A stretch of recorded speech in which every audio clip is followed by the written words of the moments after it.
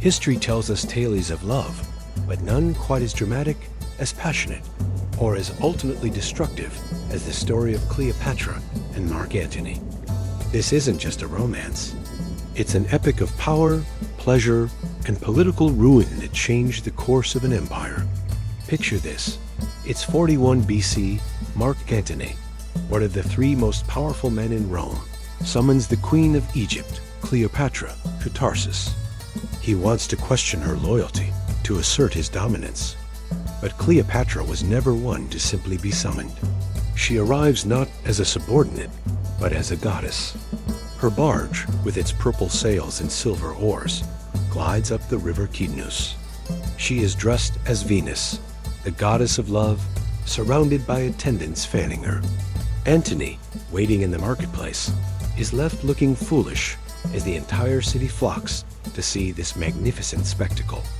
That night, he dines on her barge, not as her superior, but as her guest. From that moment on, the world's most powerful general was captivated.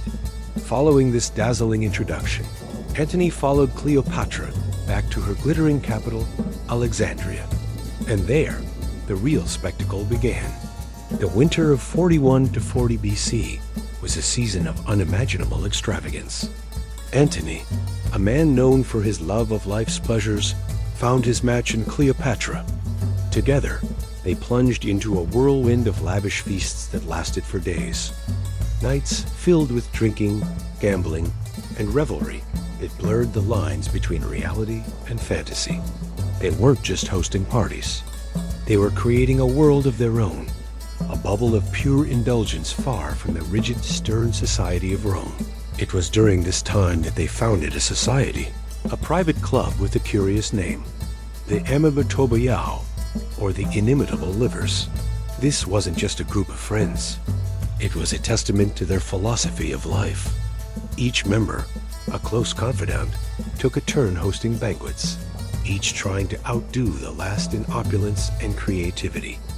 Imagine feasts where pearls were dissolved in wine, where entire menageries of exotic animals roamed the palace gardens, where the entertainment was as priceless as the food on the golden plates. This was their daily reality. Plutarch tells us that a single dinner could cost a fortune, with 8 wild boars roasted whole, just in case Antony decided to eat at a different time. It was a contest of excess, a performance of power and pleasure, with Cleopatra and Antony as the undisputed stars. But these parties were more than just fun and games. For Cleopatra, they were a political strategy. By binding Antony to her with these golden chains of pleasure, she was securing her throne and the future of Egypt. For Antony, Alexandria was an escape.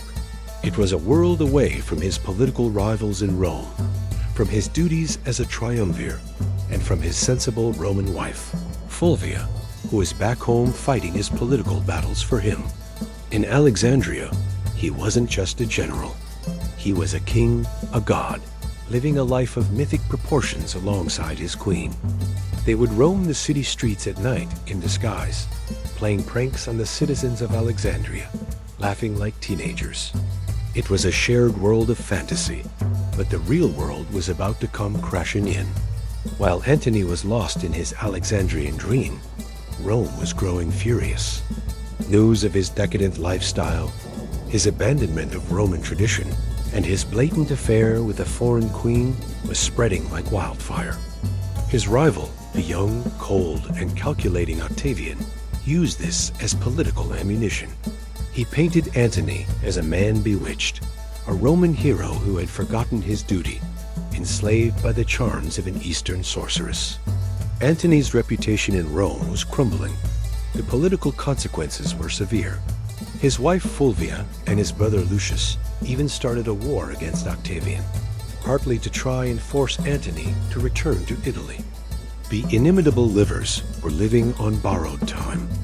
Forced by political necessity, Antony finally left Alexandria and returned to Rome.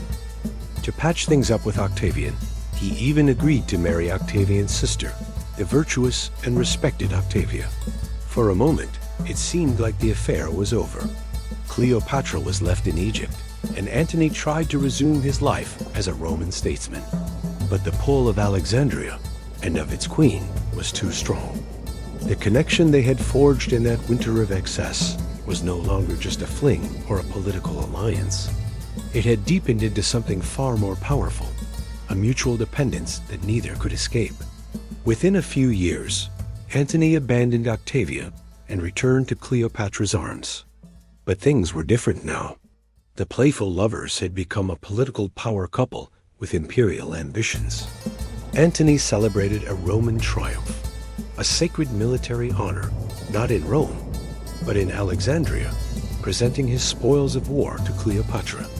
Then came the donations of Alexandria, a grand public ceremony where Antony declared Cleopatra Queen of Kings and their children the rulers of vast eastern territories. To Rome, this was the ultimate betrayal. He was giving away parts of the Roman Empire to his foreign lover and her illegitimate children. The love affair had now become an act of political rebellion. What started as a passionate romance, fueled by luxury and a shared lust for life, had now twisted into a dangerous obsession. They were no longer just inimitable livers. They were two people who had alienated the most powerful empire in the world. Their love story had isolated them, pushing them into a corner where their only allies were each other. Their world shrank to the confines of their own devotion, a devotion that Rome saw as a threat that had to be eliminated. The Senate, skillfully manipulated by Octavian, declared war not on Antony, but on Cleopatra. This was a masterstroke, framing the conflict not as a Roman civil war, but as a righteous fight against a foreign threat. Antony, by choosing to stand with Cleopatra, was officially branded an enemy of the state. Their love had led them to this. A final, desperate stand against the full might of Rome. The stage was set for the Battle of Actium, the climax of their story, where their obsession would meet its tragic end and the fate of the ancient world would be decided. Their golden throne of desire had become a funeral pyre, and the world held its breath to watch it burn. Thank you so much for joining me on this journey back in time.